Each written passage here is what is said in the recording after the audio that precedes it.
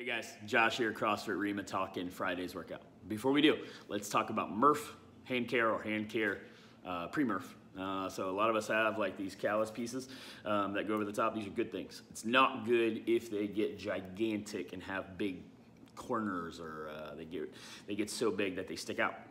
So that's where you kind of shave them down. You do not completely remove them. So if you're thinking, oh, I'm gonna get my hands ready for Murph, and then you completely remove those pieces that are built up and that are supposed to be there, sort of like the body's reaction, then you're probably opening it up so that you could tear that.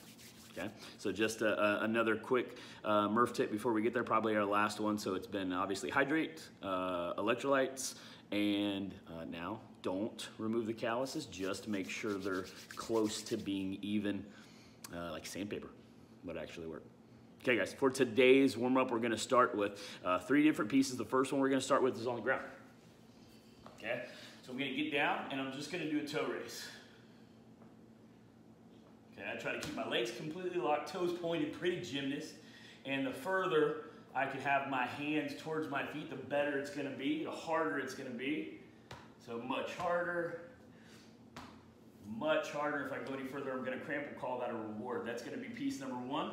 Piece number 2, I'm gonna immediately lie back, drive my hips as high as I can, keep my whole foot flat on the ground, drive back, we call that a glute bridge.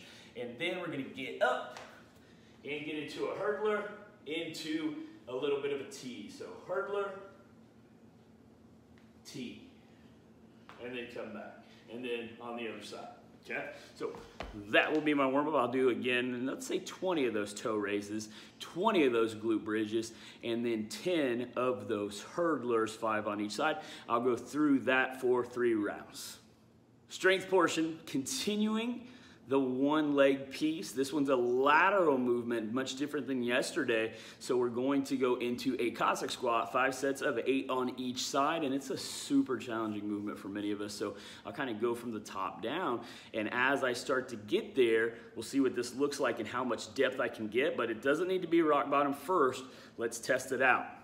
So my feet, super wide stance, and then I gotta make sure that I push the hips back to start to get to that bottom position, while the maturity of the movement is keeping my torso upright. So if I'm here, where I'm facing the ground, well, that's not really it, that's more of a hinge. I'm squatting laterally, okay? So again, maybe you can watch it from the side. It's not this, right? It's not just go to the side. There has to be, the hips have to go back to be able to get into that position. So again, if you watch it from this side, the hips have to go back to be able to get into that position, okay? I'll do 5 by 8 on each side, and if I can, maybe I'll hold something, and in fact, if it's really challenging to keep my torso upright, holding a little bit of weight will make it a lot better as a counterbalance. Conditioning, 30 skater hops, 20 sit-ups, 10 sumo deadlift high pulls. Okay, so let's watch what that's gonna look like. For my skater hop, okay? Then you get into position. If I can find a target, all the better. I have black mats here. I can go from one side to another, and I get that rear, that trail leg. If you watch here, that trail leg helps me get to the other side. And then I plant, or I drive laterally, hence one of the benefits of having that Cossack before. You should already be patterned to do that. Then after 30 of those, 1 on each side, so right, left, 1, 2, then I get 30 sit-ups. I'm gonna leave my legs long for these, arms touch back, come all the way up to the top,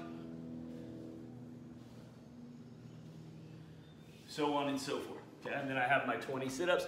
Then I have a sumo deadlift high pull. A lot of us don't have a barbell, so it's gonna be 1 arm at a time, 10 on the right, 10 on the left. It can totally be 10 total if you have a bar or something that you're working with. I have my fancy bucket of rice that we've talked about for our wrist repair. If you don't have any knowledge about that, message me and I'll show you what I mean by that, but I'm gonna use that.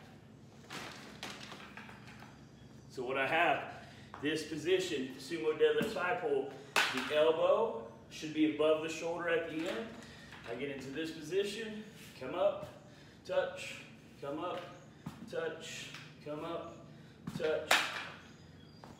10 on the right, 10 on the left. Again, if I got a barbell or something that I can do 2 hands with, totally fine to do 10 total. Either way, I need to get through 10 of those. I'll do that for 1, 2, 3, 4, 6 rounds.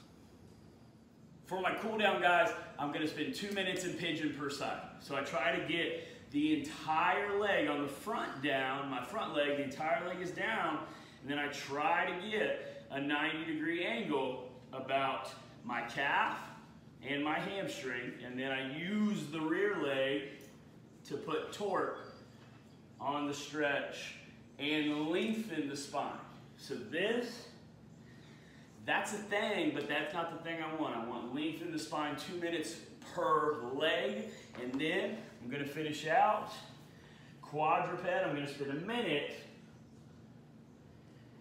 just opening that T-spine on the right, and then a minute opening that T-spine on the left, and we'll call that Friday's workout.